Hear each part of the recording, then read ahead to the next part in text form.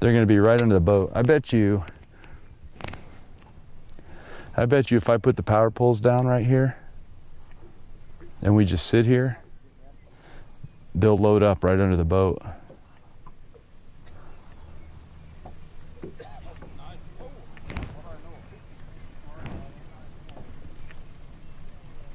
Come on. But unlike some of the state wildlife areas, there's a relatively significant, got him, there we go. I told you, right under the boat, guys. There you go. Come off of there. Easy, buddy, easy. That's a sharp fish. You don't want to get caught by him. So there's what everybody around us is catching by the jillions of right here. And by the time this show actually airs, these fish will all be this long. Because keep in mind, we're shooting this 6 months, 8 months ahead of when it's gonna air. And so I can assure you that the fish that we're seeing right here at this size class, because the lake just got water in it and they just got it stocked in the last couple of years, those fish are going to grow up. And when they do, by the time you can see this on TV, that's when you need to get in your car and come down here to Adobe Creek State Wildlife Area and take a swing at it yourself. But what I'm doing is basically, where the boat's not moving, as you can see, it's glass calm. And so, and it's hot. I mean, it's already like 85 degrees out and it is 7:40, 7:50 in the morning. But by having my boat sit right here in one spot, I create a big shady spot. And we're only in 5 feet of water, and you think, well, geez, wouldn't that scare the fish? But as long as the boat doesn't move, no, it doesn't scare the fish at all. It's just a big overhead shady spot, and you can fish straight under your boat. And we've done that on a bunch of different shows. People don't really think that that's a good call, but I'm telling you, in a lot of cases, when it's calm and sunny like this, your boat can be your best friend. We've done it for trout in the wintertime as well. When you get trout running around, the boat doesn't move and they'll just sit right underneath your boat. And that's the same thing we've seen here. That's the 3rd time today we've been bit right under the boat.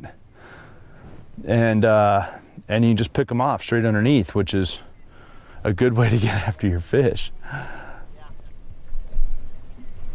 And I think if we put the power poles down, the shallow water anchors, and just sat right here for half an hour, you'd really have a bunch of them under the boat. But I don't have the patience for that. Here, got him. There we go. That's why you do that, guys. There's another one right under the boat. Come on in here, buddy. Come on in here. That's a mean and dirty trick. That is a mean and dirty trick. And you perfect hook set right in the snoot because he's directly underneath the boat. And there you go. Oh, geez, guys. I think the right answer for us at this point is to go show you some other fish, because we've shown you this little flat right here. So let's go move around and see what else is in the lake. But the key is, don't fish on that side of the boat. Fish on this side, because that's the shady side. And as the boat drifts along, the fish will just move with you. And I mean, I'm in almost 6 feet of water, so you know, there's not a tremendous amount of water right here. I've had this work in water as shallow as 2.5 or 3 feet under the boat. So, you know, it doesn't take a tremendous amount of water. What it really takes is that you're quiet in the boat. The more you move around the boat, the more the boat makes waves, the less it works. But when it's real calm and real still like this, you can catch them straight into the boat a lot. And particularly fish like sawguys that really gravitate to shade or dark conditions.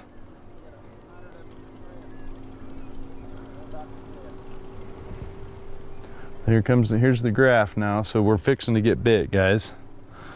I can almost guarantee you that we're fixing to get bit right here. Just looking at my graph. And I have real good depth control, obviously, fishing straight under the boat like this. It doesn't take a genius to figure out that I'm effectively ice fishing.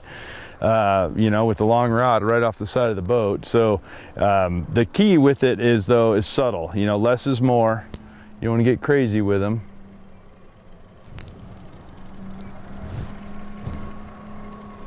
Got him. There we go. Just like that. And he's going to look a lot like the last one. Oh, come on up in here, buddy. Oh, and there you go, guys. There's your perfect fish right there. Big old teeth on these guys, very similar to a walleye. And my 3-inch Gulp minnow right there. That's the standard deal, the 1/8 ounce jig head, guys. If I had a nickel for everybody I've caught on that thing, we could retire and go fishing. But and you can see, I think I've illustrated it now well enough that you can kind of see what I'm talking about. I'm literally opening the bail, dropping the bait directly next to the boat and letting the boat drift ever so slowly, putting the bait all the way to the bottom and then just barely picking it up off the bottom. And every time I pick it up, I'm talking about picking up like this, almost like lake trout fishing, where I'm just barely picking the bait up off the bottom, just enough to make it look alive. And then every now and then you go to pick it up off the bottom, it's just a little bit heavier than it was the last time you went to pick it up off the bottom. And that's my key to go ahead and set the hook on them. And if you notice, all of them are hooked in the same spot, right at the tip of the snoot. Can't script it any better than that, guys.